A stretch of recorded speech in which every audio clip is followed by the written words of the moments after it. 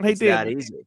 Yeah. before we get started, So, um, let me ask you personally, because okay. this will be a moment where I don't hate on the Buffalo Bills, but I do want to know, like, what is it? Yeah.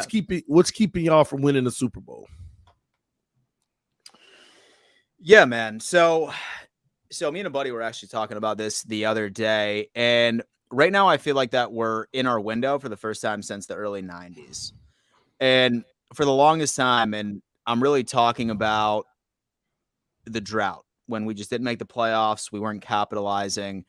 And a lot of that had to do with the fact that continuity did not exist in Western New York. It just didn't exist.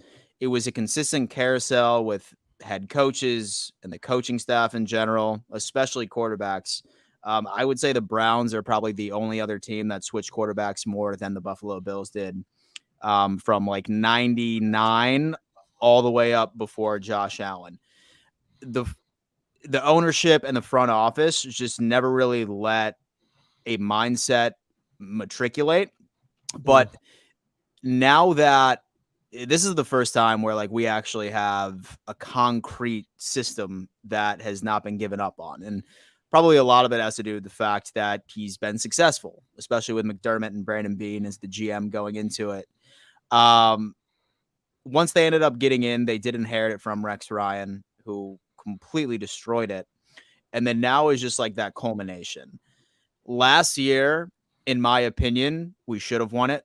And like, I mean, you'll hear me joke around all the time that the reason the Lombardi is not in Buffalo right now is the sole fact that Josh Allen called tails and not heads. It's really, man. Listen, I will die on that hill. I will die on that hill. Um, Last year is probably the only year where I would give that much of a trivial excuse of why we didn't end up winning the Super Bowl.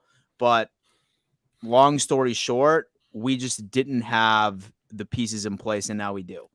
And I'll go off and I'll say that I've said this several times that this is our window. And if we don't win it this year, there's a lot of contracts that are going to be like kicked in that need to be paid.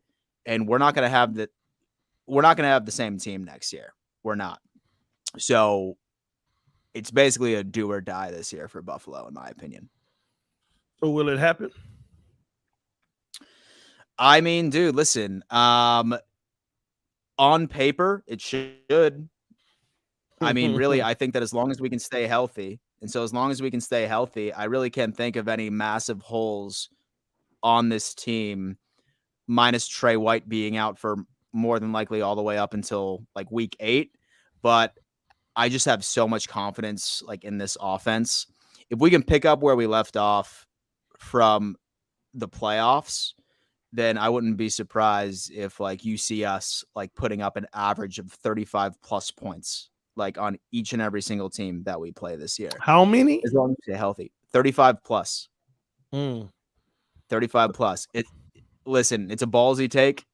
It's a ballsy take, but I'm really trying to rely on this offense to sort of pick up the slack on some of the holes that are currently right within our secondary, right up until Trey White comes back.